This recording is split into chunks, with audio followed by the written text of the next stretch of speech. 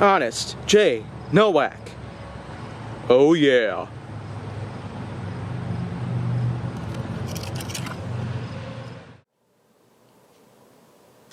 A pleasure to meet y'all at last, and welcome back to HJN, Flying with the Foam. And, well, once again, it's quite obvious what I'm going to be doing right here. I'm going to be breaking out the notepad, and I'm going to be breaking out some new subjects to talk about here.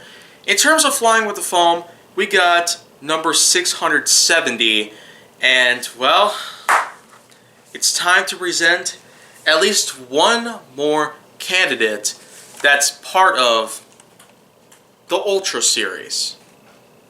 Because even American Foam would agree that the Ultra series is fun. But of course we cannot really forget that the many things that have been brought on about the Ultra lineup that had caused some sort of uproar, the many things that have been brought up, they're little more than just sets of conspiracies and possible myths surrounding the community of Ultra Blasters itself. Those things are pretty much just subtopics that happen to overshadow the legacy of the Ultra series as a whole because, well, the way I see this is a good series. And I mean a good series.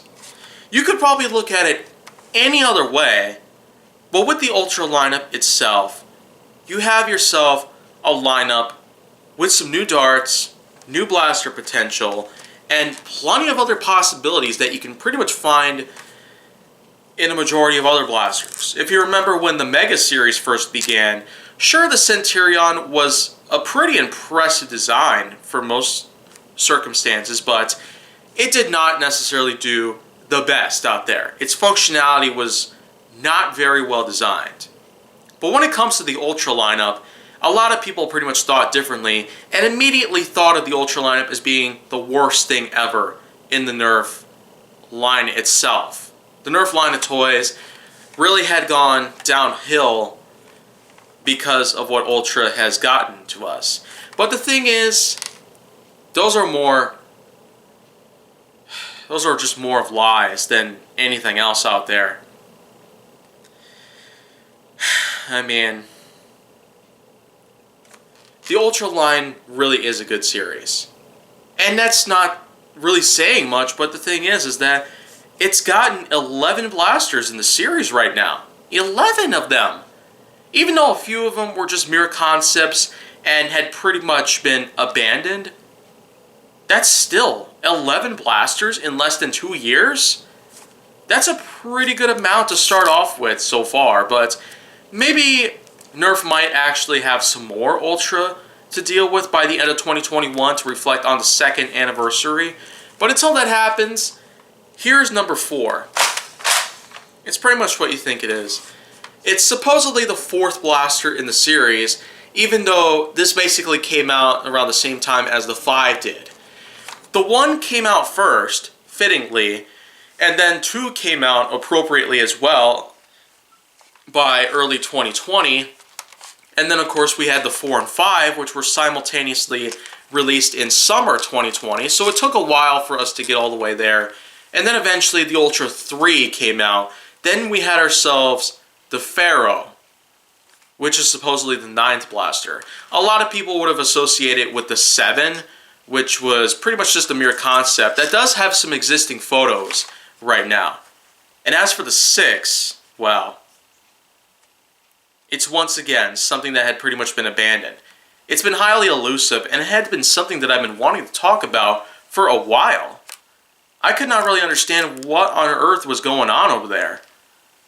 I pretty much imagined that the 6 was just something like maybe an assault rifle sort of thing, maybe similar to that of the Recon CS6 or probably something like that. Maybe not modular, but it's probably something like that.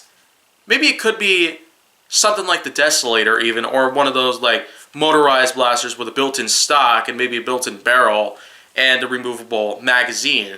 I don't care if it's like straight or banana shaped, but whatever the case, it probably would have been a great blaster if it had actually come out. So, this one though, at least it is out, so it's little more than just a concept. Wow.